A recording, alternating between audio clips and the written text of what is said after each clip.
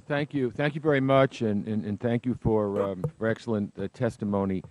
Ambassador Benjamin, I agree with you when you said that the invasion of Iraq really changed, upset the apple cart, and really, in hindsight, we eliminated Iran's major adversary. Therefore, we helped, unfortunately, to make Iran the hegemonic power in the region, and I think that's very, very true. But I couldn't disagree with you more when you say that the fact that Iran has been the leading state sponsor of terrorism when they had no money doesn't necessarily mean that now that they have money, they will continue or increase their terrorist activities. I think that logic says that if the goal of the Iranian regime, the Revolutionary Guards and the entire regime, is to sponsor terrorism, to destabilize the region, now that they have money and it's not going to be a sacrifice, they're going to use it for terrorism. When the real was their currency was in the toilet, when their people clamored for more freedoms or for things that they needed, Iran, the government, the regime didn't care. The regime made sure, though, that groups like Hezbollah and even Hamas, which of course is the other side of the Sunni-Shia spectrum, had enough money. So now that Iran has money and it's not going to be so painful, I think that it's very easy to imagine, and it's not imagination, that they will have more money to support more terrorism.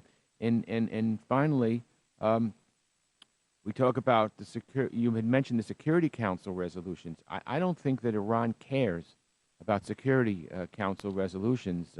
They had a resolution had been passed by the Security Council, which demanded, I think there were 6 or 7 or 5 resolutions, that Iran stop spinning centrifuges, that Iran not stop spinning. And one of the problems I had with the negotiations with Iran is that we didn't make a precondition of our sitting down with them and talking with them that they stop spinning. And once we didn't demand that as a prerequisite to sit down with them, you knew that in the conclusion of any agreement we had with them, the demand that they stop spinning, as the Security Council resolution said, would not be a final decision in any kind of agreement. So I think we essentially ceded that. I just want to mention this because members here were very thoughtful, and some voted no and some voted yes. I voted no. I respect every member's thoughtfulness, but I think that what really bothers me is I think that we have almost stamped the fact that the Iranian regime is going to be there for a long time to come. We have helped them. We have given them all kinds of relief, and any hope we had of regime change so the Iranian people could live in a democracy, I think went out the window, because frankly regimes that have lots of money are able to use it. So I just wanted to point that out, and if you care to answer, I'd be grateful. Mr. Engel, you've put a lot of issues on the table. Let me just try to answer a few of them quickly. You mentioned your skepticism about Security Council resolutions. Well, the issue is not what Iran thinks of them. It is that they empower the international community to take certain actions. And so, for example, at the end of September, a weapons shipment from Iran to Yemen was seized on the high seas under the provisions of relevant Security Council resolutions. So the point is we can have an effect, a real material concrete effect on Iran's ability to play the kind of role that everyone here deplores because of those instruments. You mentioned the money issue. So I think that there's a few things to say. One is that there's basically an absorption issue. There's just not that many different things to spend the money on. They've been spending lots of money on these activities for a long time. They will pour more in. I expect to see that more resources will make their way in particular to Syria. And by the way, although we all deplore what is going on in Syria, I think it's important to remember that Iran's policy there is fundamentally a conservative one. They're trying to preserve the status quo, trying to preserve their one important ally in the international community.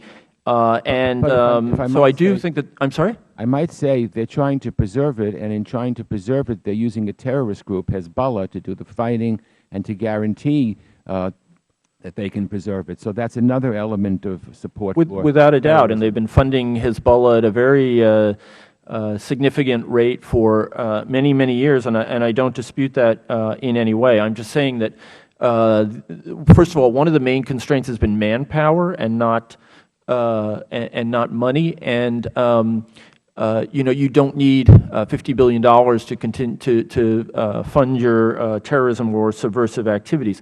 I do find it hard to imagine why Iran would make a quantum leap in its provocative behavior if that would throw into doubt the future of the agreement that they worked so hard to get. I think that the Iranian leadership definitely saw that their position was eroding as a result of public discontent.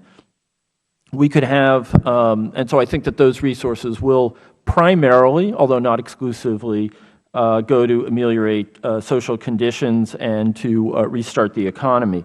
I would just also point out, because several people have mentioned Hamas, that Hamas has been essentially cut off by Iran because Hamas refused to support Iran's policy towards Syria. And I think that this is an absolutely perfect illustration of how the sectarian upheaval in the region has changed the rules of the game. And we should remember that King Salman, the new king of Saudi Arabia, didn't find time to come to the United States for a meeting at Camp David with President Obama, but he did have time to entertain a Hamas delegation in the hope of bringing Hamas under the Saudi wing. So things are in dramatic flux. And I think we need to think very hard and fast about what America's role is in the context of this sectarian conflict. Finally, just on the issue of IRGC benefits from the deal, it's gone unmentioned that there's still a raft of U.S. Unilateral sanctions on IRGC, Treasury sanctions, which, if we want, can have secondary effects, and which are levied against IRGC for terrorism, for proliferation, for human rights violations, and the like. So, and I do believe that actually companies around the world recognize that we have these sanctions, that we may reassert them in a stronger sense, that is, in a secondary sense, and therefore they're going to be cautious about getting involved with IRGC-dominated entities. Thank you.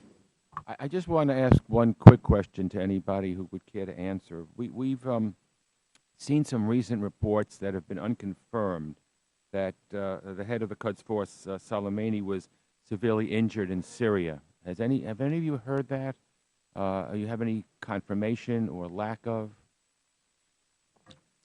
Sir, we only have heard the rumors, but he seems to be alive. And of course, the Islamic Republic propaganda machinery is trying constantly to communicate the message that Major General Soleimani is still alive. So there is no news of the contrary, and certainly not proof.